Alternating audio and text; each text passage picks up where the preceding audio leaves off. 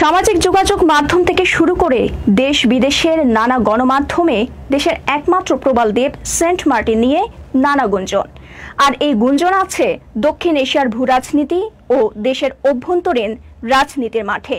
আজ আমরা জানব প্রকৃত অর্থে কেমন আছেন সেন্ট মার্টিনের বাসিন্দারা, কিভাবে কাটছে তাদের জীবন। সেন্ট মার্টিনের মানুষ কেমন আছে উপরওয়ালা জানেন। এখন আমার সামর্থ্য নাই যে একটা শার্ট কেনা, এইটা আমার বাবার শার্ট, আমি গায়ে দিয়ে স্কুলে এসেছি। আমরা কি বলবো, নীরবতা পালনের মতো একদম স্তব্ধ এভাবে আছি।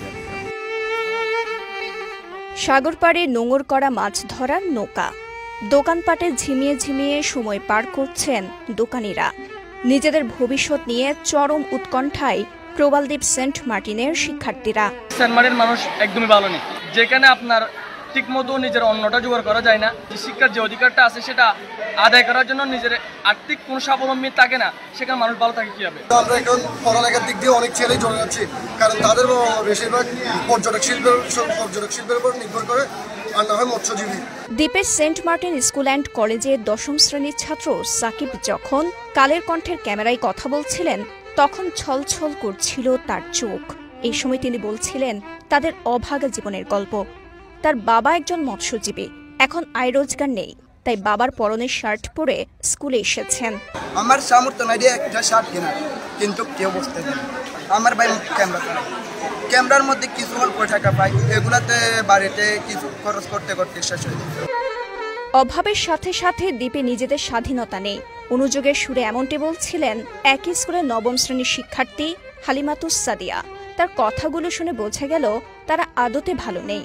আমরা শিক্ষা থেকে বঞ্চিত, বিদ্যুৎ থেকে বঞ্চিত, আয় রোজগার থেকে বঞ্চিত, সব দিক থেকে বঞ্চিত। তাই আমরা এই দেশের নাগরিক হয়ে যদি আমরা স্বাধীনভাবে চলতে না পারি, তাহলে আমরা রোহিঙ্গা দিচ্ছি খারাপ হয়ে গেছি, যে আমরা এভাবে বঞ্চিত হয়ে সব দিকে বঞ্চিত থাকবো। মায়ের গহনা বিক্রি করে অনার্সে ভর্তি হওয়া দিলওয়ার অর্থের অভাবে ক্লাসে যেতে পারেন না। তিনি যখন কথা বলছিলেন তখন মনে হচ্ছিল এটি তার বুক ভরা দীর্ঘশ্বাসের জমানো কথা। অনার্স ফার্স্ট ইয়ার ভর্তি হয়েছে আমার আম্মুর গহনা বিক্রি করে, বাট আমার আর্থিকভাবে কোনো স্বাবলম্বী না থাকার কারণে আমি এখনো একদিনও ক্লাস করতে পারিনি। তাহলে আমার কি পরীক্ষা দিতে হবে না? আমার পরীক্ষার রেজাল্ট কেমন হবে? আমার একটা ভবিষ্যৎ আছে, আমার ভবিষ্যৎ কিরকম হবে?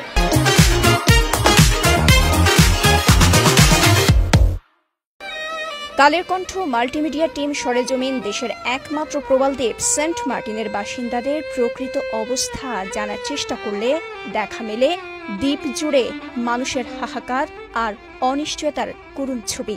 নেই জীবিকা, বাড়ছে ঋণের বোঝা আর ক্ষুধার জ্বালা। ১০,০০০ মানুষের বসতির এই দ্বীপে এখন শুধুই আতঙ্ক, উদ্বেগ, উৎকণ্ঠা।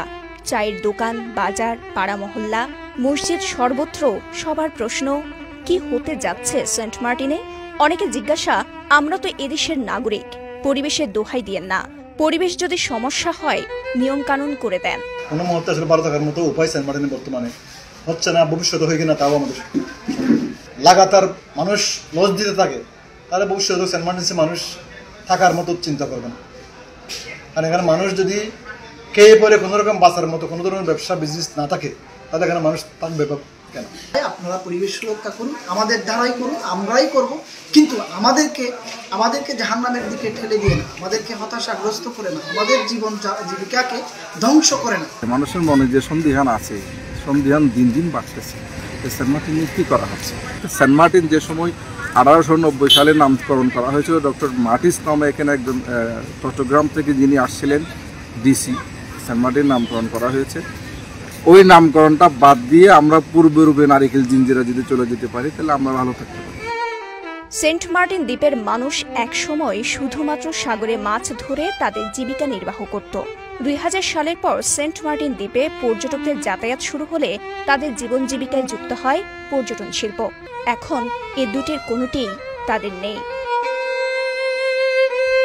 প্রবালদ্বীপ সেন্ট মার্টিন থেকে রহমতুল্লাহর পাঠানো তথ্যচিত্রে সাফা মারওয়া, কালের কণ্ঠ।